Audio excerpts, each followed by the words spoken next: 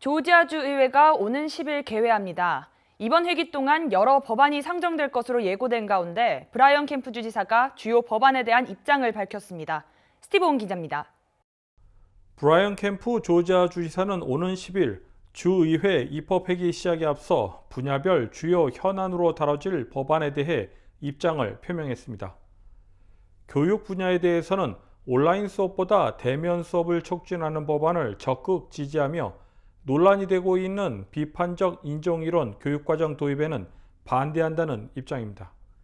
또한 올해 교사 봉급 $2,000 인상안이 예산에 반영되기를 희망했습니다.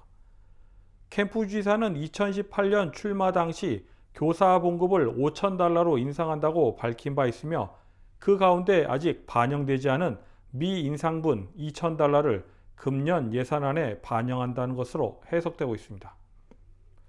낙태금지법도 이번 회기의 주요 사안입니다. 지난 2019년 통과됐지만 법원에서 계류 중인 이른바 심장박동법에 대해서는 가장 효과적이고 보수적인 법이라며 텍사스처럼 추가 조치는 취하지 않을 것으로 예상되고 있습니다. 선거구 재조정안을 비롯해 선거법도 이번 회기에 뜨거운 논쟁이 이어질 전망입니다. 조지아 주의회는 지난해 11월 특별 회기 동안 주 14개 지역 선거구를 공개된 지 5일 만에 입법 과정을 통과시킨 바 있습니다. KTN 뉴스 스티브입니다. 지난달에 긴 연휴 기간과 전파력이 강한 오미크론 출현으로 코로나19 테스트를 기다리는 사람이 많이 늘었습니다. 이에 백악관이 5억 개의 코로나19 자가진단 키트를 전국 가정에 무료로 배포한다는 계획을 논의하고 있습니다. 조 바이든 대통령은 지난달 긴급 대국민 연설을 통해 팬데믹을 막기 위해서는 누가 바이러스에 노출됐는지 파악하는 것이 중요하다며 여러 대책을 마련하겠다고 발표했습니다. We also need to do better with at-home testing. So I'm announcing today the federal government will purchase 1/2 billion, that's not million, billion with a B, additional at-home rapid tests with delivery starting in January. 이런 가운데 백악관은 코로나19 테스트가 필요한 가정에 무료로 자가진단 키트를 배달하는 서비스를 논의 중입니다. 또한 백악관은 자가진단 키트를 요청할 수 있는 공식 홈페이지를 마련할 예정이며 1월 중순부터 배송이 시작될 것을 기대하고 있습니다.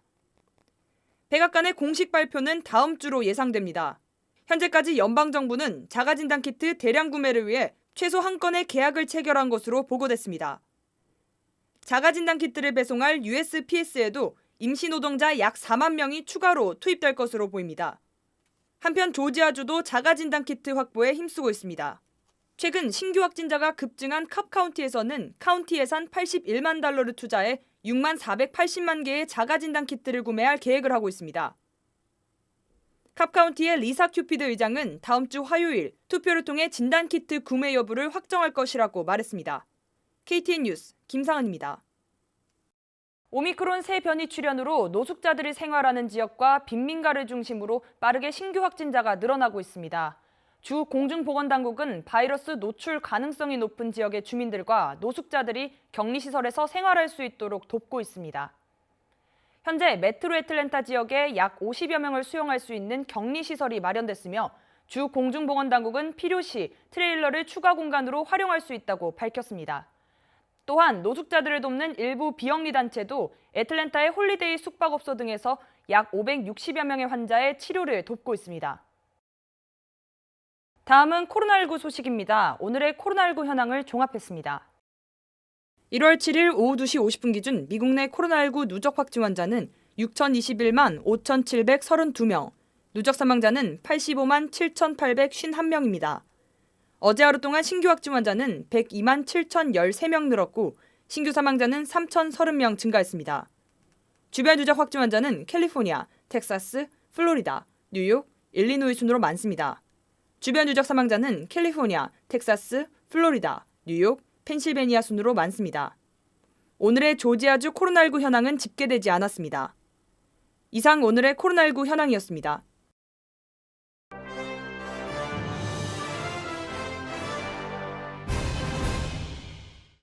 마이크 폼페이오 전 국무장관이 최근의 모습을 공개했습니다. 마이크 폼페이오 전 장관은 자신의 몸무게가 300파운드에 이르자 무릎 통증을 비롯해 불편함을 해소하기 위해 다이어트를 시작했다고 밝혔습니다. 급기야 6개월 동안 일주일에 5, 6회씩 30분 정도 운동과 식단 조절을 통해 90파운드를 감량하고 최근의 모습을 사진을 통해 선보였습니다. 한편 이번 사진 공개의 배경은 달라진 모습으로 각종 행사와 공식 석상에 드러난 폼페이오 전 장관의 모습이 암, 투병설 등 각종 추측이 돌자 이를 해명하기 위한 것으로 보입니다. 조지아주 북부 일부 지역에 한파주의보가 발령됐습니다. WSB-TV 기상 보도에 따르면 7일 금요일 최저 기온은 28도로 예보됐습니다. 조지아주 북부 산간을 포함한 일부 지역은 눈과 진눈깨비가 내릴 것으로 예상되며 이로 인해 도로 상태가 좋지 않아 운전에 주의해 줄 것을 당부했습니다. 한편 유니언 카운티 학교들은 하교 시간을 앞당겼으며 방과 후 수업도 모두 취소됐습니다. 조지아 주 전역으로 코로나19 신규 확진 사례가 증가하고 있는 가운데 월마트 둘루스점과 뉴난 지점이 청소와 소독을 위해 매장 운영 시간을 8일 토요일 오전 6시까지 임시 중단한다고 밝혔습니다. 해당 지점은 목요일 페이스북을 통해 고객과 직원들의 건강과 안전을 위한 추가 조치를 취하기 위해 일시 휴업을 결정하게 됐다고 공지했습니다. 다만 뉴난 지점의 경우 약국은 사전 주문 픽업 서비스를 계속 운영하고 있습니다. 이상으로 KTN 뉴스를 모두 마칩니다. 시청해주신 여러분 고맙습니다.